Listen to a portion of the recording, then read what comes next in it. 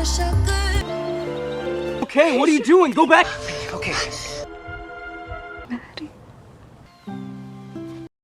Welcome dear rockers. आज की movie का नाम है एवरीथिंग एवरीथिंग। मूवी की शुरुआत में लॉस एंजलिस के आउटर एरिया को दिखाते हैं। यहाँ 18 साल की एक लड़की जिसका नाम मैडी है, वो एक स्पेशल घर में रहती है। मैडी को SCID नाम की बीमारी है, यानी severe combined immunodeficiency. Simple शब्दों में कहें तो उसकी इम्यूनिटी बहुत ही कमजोर है। नॉर्मल फीवर वाला वायरस या बैक्टीरिया मैडी की जान के लिए खतरा बन सकता है। कॉमन SCID की दवा मौजूद है, लेकिन मैडी को एक रेयर तरह का SCID है जिसकी कोई क्योर नहीं है। इसलिए मैडी को बाहर जाना बिल्कुल भी अलाउड नहीं है। उसकी माँ पॉलिन एक डॉक्टर है और उसका बहुत ही ख्याल रखती है और रोज उसके वाइटल्स चेक करती रहती है। पॉलिन को मैडी की बीमारी के बारे में तब पता चला जब मैडी को लगातार 8 बार कान का इन्फेक्शन हुआ और 2 बार न्यूमोनिया हो गया और उसका वेट भी बहुत जल्दी कम होने लगा। इतनी बार बीमार पड़ने के बाद भी मैडी किसी तरह बच गई। हालांकि SCID पेशेंट्स 2 साल से ज्यादा जिंदा नहीं रह पाते। फिर पॉलिन पूरे घर को एकदम सैनिटाइज करके रखती है। रेडिएटर्स मैडी के कपड़ों को स्टेलाइज करते हैं और उसके पास लगभग सभी व्हाइट टी-शर्ट्स होती हैं और वो हमेशा व्हाइट टी-शर्ट ही पहनती है। अब आप पूछोगे कि व्हाइट क्यों?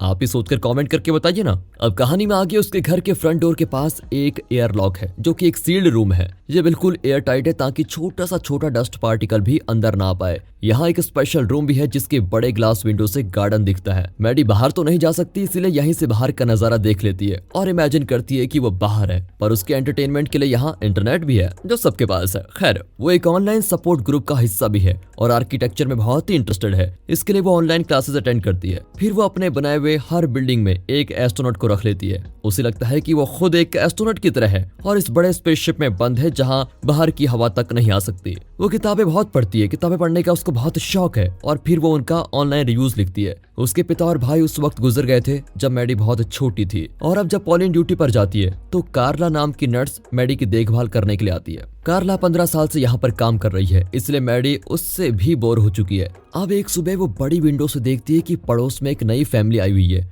उनका बेटा ओलिवर मैडी को देखकर हाथ हिलाता है। मैडी कई साल बाद एक अजनबी को देख रही होती है। आज मैडी का बर्थडे भी है, इसलिए पॉलिन छुट्टी लेकर उसके साथ वक्त बिताती है और दोनों मिलकर केक काट कर खाती है। फिर वे स्टेबल खेलती है और मूवी देखती है। तभी डोरबेल बजती है और दरवाजे पर ओलिवर और उसकी बहन कायरा खड़े होते हैं। वे कहते हैं कि ये केक हमारी माँ ने बनाया और हम अपने नए पड़ोसियों के साथ शेयर करना चाहते हैं। लेकिन पॉलिन केक नहीं ले सकती क्योंकि उसे डर है कि मैडी को इस वजह से इन्फेक्शन ना हो जाए। लेकिन वो ओलिवर और कायरा से कहती है कि अगर तुम्हें किसी चीज की जरूरत हो तो पूछने में शर्माना मत, ठीक है? फिर ओलिवर पॉलिन की बेटी के बारे में पूछता है तो वो मैडी को प्रोटेक्ट करने के लिए झूठ बोलती है कि वो तो बाहर गई है। भाई बहन जरा उदास होकर चले जाते हैं, लेकिन मैडी इंटरकॉम पर उनकी बातें सुन रही होती है। वो विंडो से देखती है कि दोनों घर जाते वक्त गलती से केक नीचे गिरा देते हैं और उनका प्लेट भी टूट जाता है। कुछ देर बाद ओलिवर अपने विंडो पर आता है और मैडी को देखकर हाथ हिलाता है। मैडी भी उसको हाय कहती है। अगले दिन मैडी को बाहर से आवाजें सुनाई देती हैं। वो देखती है कि ओलिवर जानबूझकर आवाज लगा रहा है ताकि मैडी उसको देखे। ओहो,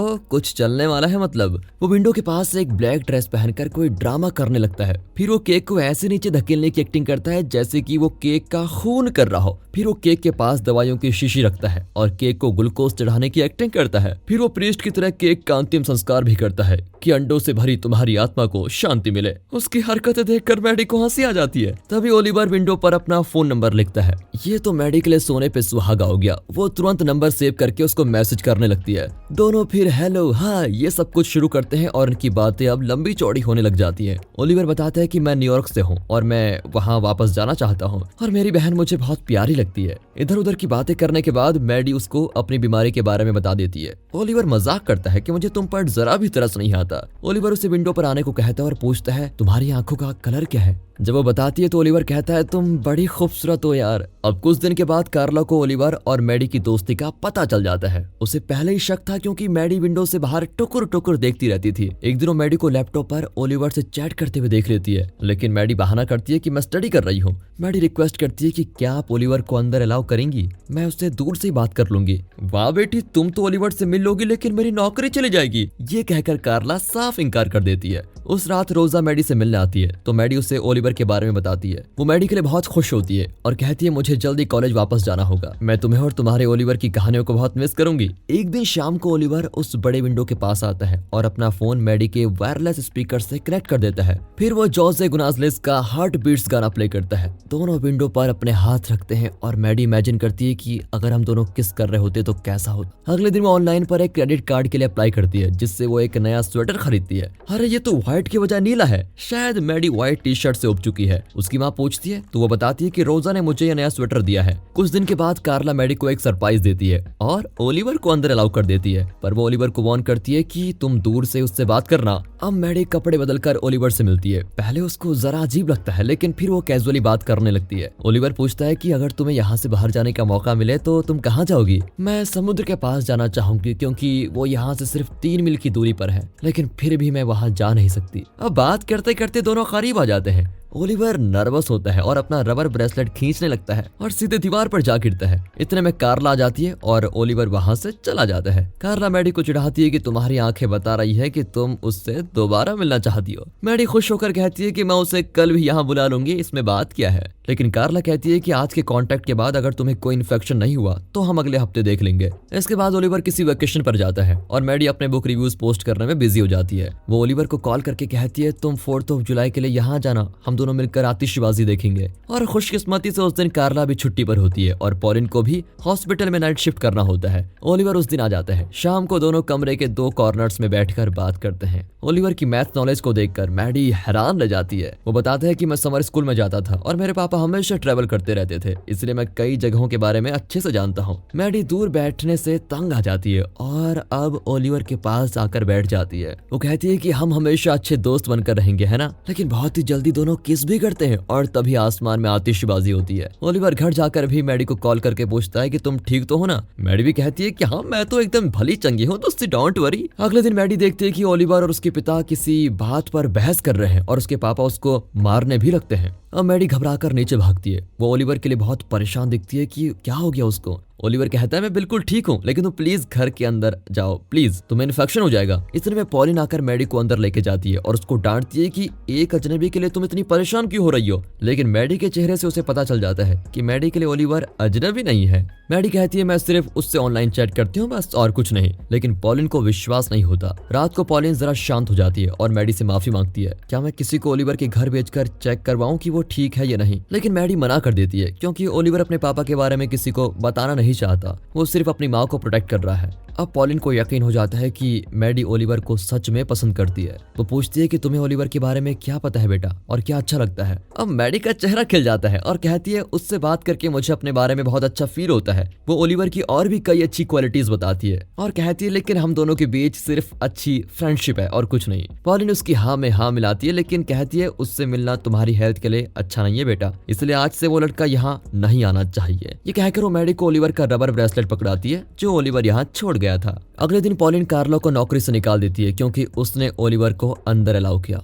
मैडी मना करती है लेकिन उसकी एक नहीं चलती। कार्ला के जाते ही मैडी उल्टी करती है और उसको तेज बुखार होता है। पॉलिन उसको दवा देती है और बिस्तर से उठने नहीं देती। वो मैडी का फोन छीन लेती है और इंटरनेट भी बंद करवा देती है कि अब तुम्हें कुछ नहीं मिलेगा। कुछ देर बाद मैडी विंडो पर जाकर ओलिवर को देखती है। ओलिवर समझ जाता है कि अब वे मैसेज में भी बात नहीं कर सकते। वो पेपर पर मैसेज लिखकर पूछता है कि क्या तुम ठीक हो?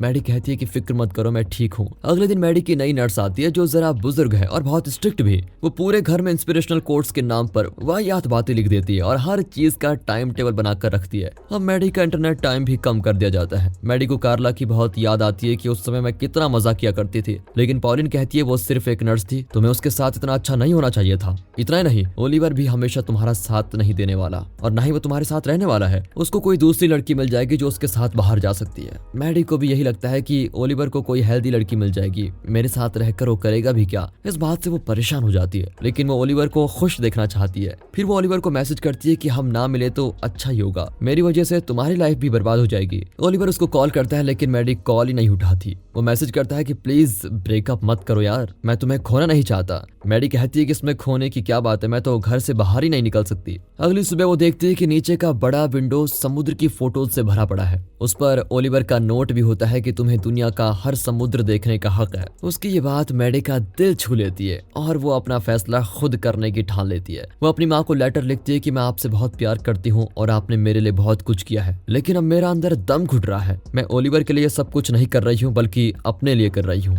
अगर मैं यहाँ से नहीं गई तो कभी जान ही नहीं पाऊंगी कि असली जिंदगी क्या होती है। लेटर को बेड के पास छोड़कर वो अपना बैग पैक करती है और घर से बाहर। सूरज की गर्मी उसको बहुत नई और अजीब लगती है, लेकिन धीरे धीरे उसको बाहर के माहौल की आदत पड़ जाती है। वो ओलिवर को बाहर बुलाती है और उसको देखते ही उसे किस करती है। ओलिवर से वो झूठ भी कहती है कि मैं जीन थेरेपी करवा रही हूँ, इसलिए अब मुझे बाहर जाना अलाउड है। लेकिन मेरी माँ अब भी मुझे डांटती रहती है कि बाहर मत जाओ, लेकिन मैं अंदर ही रहूंगी तो मैं चेक कैसे करूंगी कि मैं ठीक हूँ कि नहीं। उसने अपने क्रेडिट कार्ड से हवाई की 2 फ्लाइट टिकट्स भी खरीद लिए हैं और वो ओलिवर को भी बुला लेती है। ओलिवर भी मान जाता है। फिर वो अपने बैग्स पैक करके मैडी के साथ निकल जाता है। रास्ते में अपनी बहन को कॉल करके कहता है कि बहन, माँ का ख्याल रखना और मेरे और मैडी के बारे में किसी को कुछ मत बताना। पहली बार ट्रैवल करने की वजह से मैडी जरा नर्वस होती है, लेकिन कुछ ही देर में उसे बहुत मजा आने लग जाता है और कहती है वाओ कितना मजा आ रहा है। दोनों हवाई की फ्लाइट्स पकड़ लेते हैं। यहाँ लेटर को देखकर पॉलिन पुलिस को कॉल करती है। वो कैरा से पूछते हैं, लेकिन वो कहती है मैं कुछ नहीं जानती। बहन हो तो ऐसी, भाई को हर समय बचाए। हवाई में दोनों उस कैबिन में रहते हैं जहाँ मैडी की फैमिली रेंट पर रहा करती थी। अपने बैग्स वहाँ छोड़कर दोनों मैडी के लिए स्विम सूट खरीदने जाते हैं। फिर दिन भर दोनों बीच पर एंजॉय करते हैं। ओलिवर मैडी को स्विम करना सिखाता है। दोनों डाइविंग भी करते हैं और समुद्र की गहराई में कई कलरफुल फिशेस देखते हैं। कैबिन में लौटने पर मैडी कहती है मैं अपने पापा और भाई को बहुत मिस करती हूँ यार, हालांकि मुझे उनका चेहरा भी याद नहीं। और फिर ओलिवर भी अपने पापा के बारे में सच बता देता है कि वे किसी नौकरी में नहीं टिकते, हमेशा एक जगह से दूसरी जगह जाते रहते हैं और फैमिली का ख्याल नहीं रखते।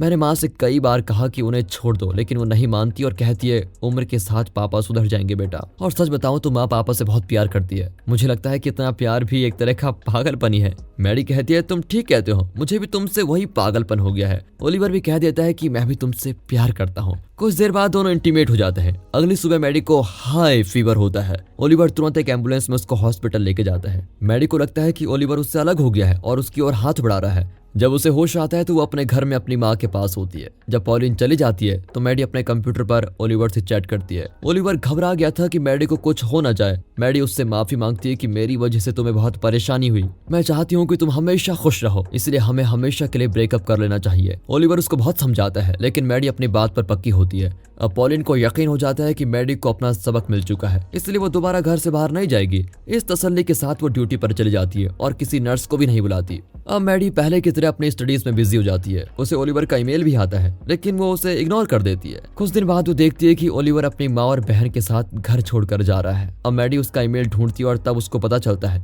कि वो एक गुड बाय ईमेल था। ओलिवर वापस न्यूयॉर्क जा रहा है। वो आधी रात को जा रहा है क्योंकि वो अपने पापा को जो शराब पीकर पड़े हुए हैं उन्हें यहीं छोड़कर जा रहा है। कुछ और दिन गुजर जाते हैं और मैडी को डॉक्टर का कॉल आता है जो उसे हवाई में ट्रीट कर रहे थे। वो बताते हैं कि लैब रिजल्ट्स के अनुसार तुम्हें एक नॉर्मल वायरल इन्फेक्शन हुआ था, लेकिन तुम्हारे कमजोर इम्यून सिस्टम की वजह से तुम्हारी हालत जरा खराब हो गई। तब मैडी बताती है कि मुझे SCID की प्रॉब्लम है, लेकिन डॉक्टर कहते हैं कि अगर तुम्हें SCID होता तो तुम्हारी हालत बहुत ही खराब हो जाती, शायद जान भी चली जाती। इसलिए मुझे पूरा यकीन है कि तुम्हें ऐसी प्रॉब्लम नहीं है। ये सुनकर मैडी शॉक हो जाती है और अपने मेडिकल फाइल्स चेक करती है, लेकिन उसमें SCID के बारे में एक शब्द नहीं होता। जब पॉलिन काम से लौटती है तो मैडी उससे सवाल करती है। तब पॉलिन कहती है कि मैं ढूंढ कर बता सकती हूँ, लेकिन मुझे यकीन है कि तुम्हें SCID है। ये सुनकर मैडी और भी चौंक जाती है। अब वो रियलाइज करती है कि उसकी माँ को एक साइकोलॉजिकल कंडीशन है जिसमें पेशेंट को लगता है कि दूसरे लोगों को बहुत ही बुरी हेल्थ प्रॉब्लम्स हैं और वे जल्द ही पेशेंट को छोड़कर चले जाएंगी। इस डर की वजह से वो मैडी को सुरक्षित रखने के नाम पर उसे घर में ही बंद रखती थी और उसे किसी से मिलने तक नहीं देती थी। अब मैडी से सहा नहीं जाता और वो घर से भागी जाती है। हालांकि पॉलिन उसको लौट आने को कहती है, लेकिन मैडी नहीं रुकती और सीधे कार्ला और रोज के पास चली जाती है और कुछ दिन वहीं रहती है। फिर वो एक डॉक्टर से दोबारा चेकअप करवाती है तो पता चलता है उसे SCID नहीं है, बल्कि कई साल से फिल्टर्ड हवा में सांस लेने की वजह से उसका इम्यून सिस्टम कमजोर हो गया है। एक दिन पॉलिन कार्ला के घर पर आती है और मैडी को सब कुछ सच बता देती है। दरअसल जब मैडी बहुत छोटी थी तब उसके पापा और भाई मर गए थे। उसके बाद मैडी बहुत बीमार हो गई और डॉक्टर कुछ डायग्नोस नहीं कर पाए। उन्हें लगा कि मैडी को कोई एलर्जी है और उन्होंने पॉलिन को सलाह दी कि वो मैडी को कुछ चीजों से दूर रखे जिनसे उसे एलर्जी हो सकती है। लेकिन वक्त के जाते पॉलिन को जुनून सा हो गया कि उसे अपने बेटे को हर चीज से बचा कर रखना चाहिए। इतना ही नहीं, उसने अपने पति अपने बेटे को खो दिया था और उसको डर था कि मैडी को वो खो न दे। अब पॉलिन मैडी से माफी मांगती है कि मेरी वजह से तुम्हें एक पिंजरे में बंद रहना पड़ा बेटा और तुमने अपना बचपन खो दिया। दोनों इमोशनल होकर गले मिलती हैं और पॉलिन वहां से चली जाती है। कुछ दिन बाद कार्ला पॉलिन से मिलने आती है और कहती है कि इन बड़े विंडोज को खुला रखो और ताज़ा हवा अंदर आने दो। लेकिन मैडी अपनी माँ को माफ कर ही नहीं पाती। वो जानती है कि उसकी माँ ने कई दुख झेले हैं, लेकिन फिर भी मैडी के जो 15 साल खो गए हैं उसका क्या। अब मैडी न्यूयॉर्क जाने का डिसाइड करती है और वो ओलिवर को वहाँ एक पुराने बुक स्टोर में आने के लिए मैसेज करती है। मैडी बहुत नर्वस होती है क्योंकि उसे डर है कि ओलिवर कहीं ना आए, लेकिन जब वो बुक स्टोर में जाती है तो ओलिवर पहले से उसके लिए वेट कर रहा होता है। दोनों एक दूसरे को देखकर बहुत ही खुश होते हैं। मैडी उसे इतने एक्साइटमेंट के साथ मिलती है जैसे कि यही उनकी पहली मुलाकात हो। अब दोनों किस करते हैं और एक दूसरे का हाथ पकड़कर खुशी खुशी बाहर जाते हैं और इसी के साथ ये मूवी यहाँ पर खत्म होती है। दोस्तों अगर ये मूवी आपको अच्छी लगी हो, वीडियो अच्छी लगी हो, स्टोरी अच्छी लगी हो, एक्सप्लेनेशन अच्छा लगा हो, वीडियो को लाइक कीजिए और चैनल को सब्सक्राइब। बाकी मिलते हैं अगली मजेदार मूवीज के साथ, तब तक के लिए गुड बाय, अपना ख्याल रखिए and finally thanks for watching.